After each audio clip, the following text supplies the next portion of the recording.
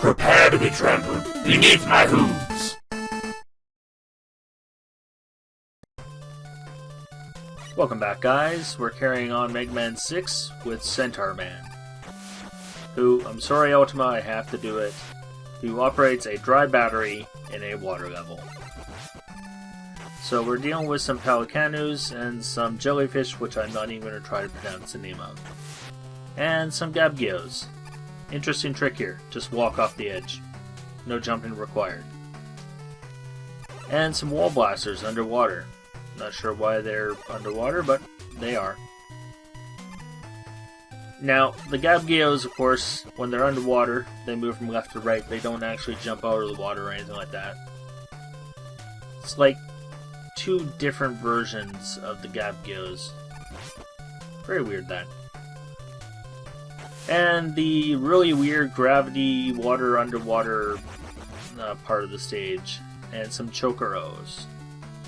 Now, the interesting thing about these guys is if you get really close to them, they do not jump. That's right. If you get right in their face, they will not jump.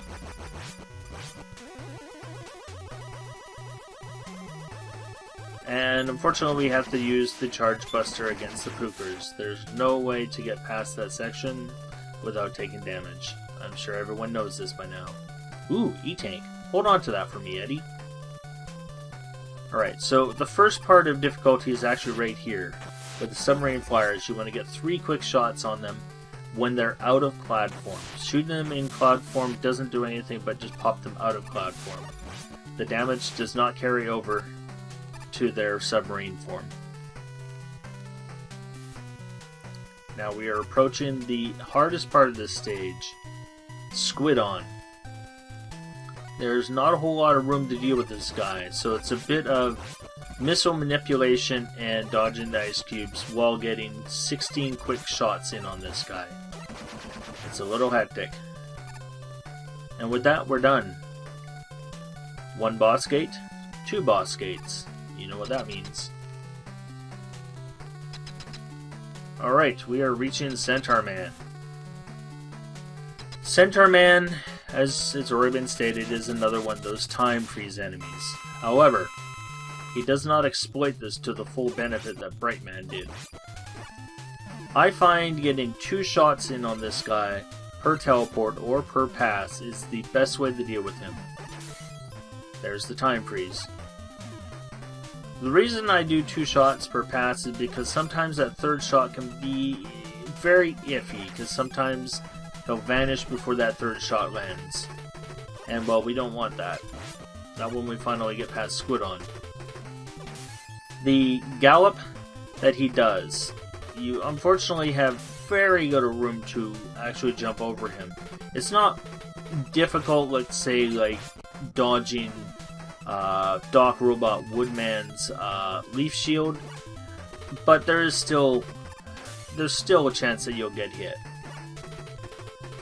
The trick, unfortunately, with this guy is to try not to take more shots than you absolutely have to.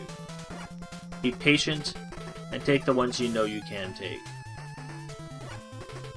Yeah, that was a close one there. There's really not a whole lot else to say about this guy. It's a pretty straightforward rinse and repeat method here. Just wait until his shot bounces off the wall, slide to a corner, slide back to the center. If he gallops, rinse repeat, pretty much. We're almost done. Right here. And that's it. And to Rome, it's the Mega Buster that's upgraded to Myth Buster.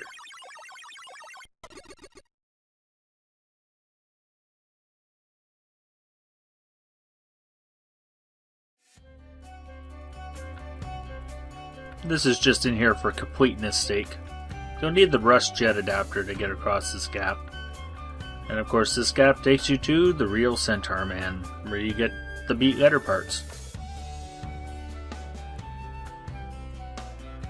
In all previous Mega Man games up until this point where you had access to the slide ability, Mega Man had the ability to jump out of a slide animation and go right into a jump animation. This feature was unfortunately overlooked in Mega Man 6, such that if you hit the jump button while sliding, Mega Man goes into a standing position, keeping him on the ground. The problem creates artificial difficulty in that you have to wait for Mega Man to begin walking again before he can jump. This problem was addressed in all subsequent Mega Man games after this one, but it does have to be mentioned here as it is the leading factor of difficulty in this game.